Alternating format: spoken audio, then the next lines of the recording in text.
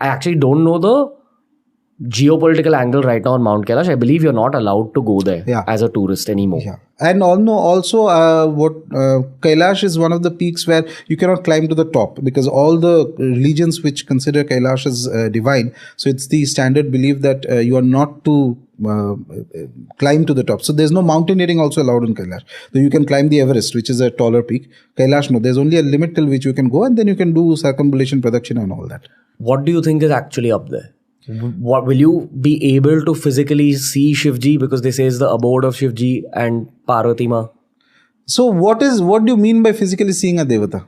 You tell me. Like, do you see a man wearing a leopard skin with a cobra around his neck, meditating? A deity is fundamentally without a specific form.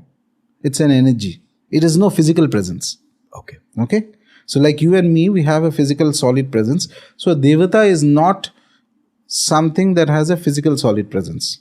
It can manifest itself as physical solid presence. It has lot of different abilities. That is why we worship devatas in the first place. But they do not fundamentally have a physical presence. They don't like to come into the physical plane because it curtails their powers. It curtails their freedom. Okay. One thing. The other thing is that the image that you have of a devata, for us, for example, like Lord Shiva, etc. And this becomes very important. This image is also inspired by the deities onto the minds of the rishis and the great masters. You mean the rishis and the great masters drew it out artistically? Whether they drew it out or they reflected in their mental eye. Okay, this is how Shiva is to be. But which Shiva? There are so many versions of Shiva. Do you know that when there's a belief, for example, that the Shiva that we kind of worship is the one who resides in Kailasa. Okay, he's the one. Then there is one Shiva that is even beyond, that is Parashiva. Just like I was saying Parashakti, that being can also be Parashiva. Parashiva is beyond forms, beyond any conception. Okay. And almost nobody can worship Parashiva. Let's just put it this way. That which you cannot even imagine, how the hell are you going to worship? You have no idea what it is. Okay. It doesn't even demand your worship, by the way. That is the interesting thing.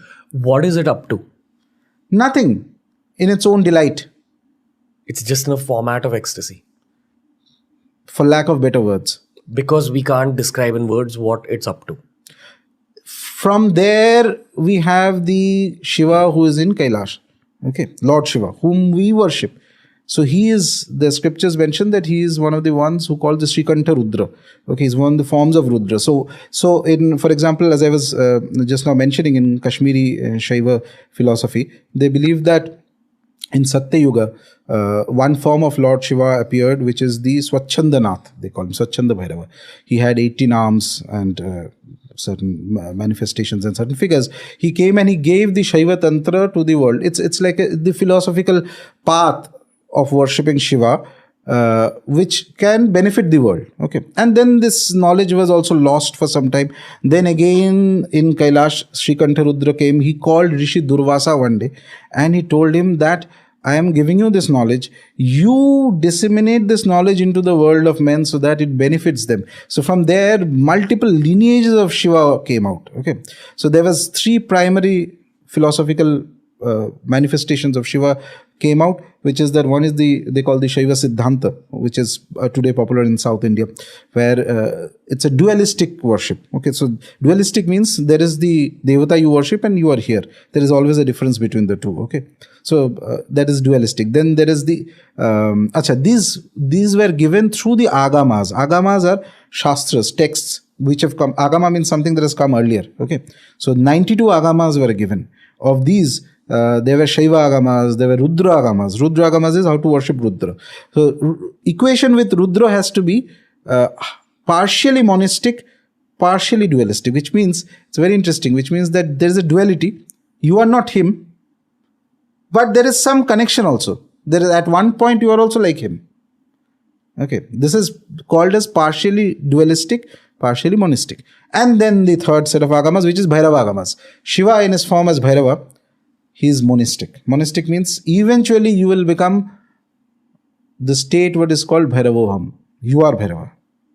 Eventually, not on day one, eventually at the highest stage. Let me just say, no one's spoken about this concept of Shiva with so much depth on the show ever. And that's why I was looking forward to this conversation. Okay. Basically 3 forms.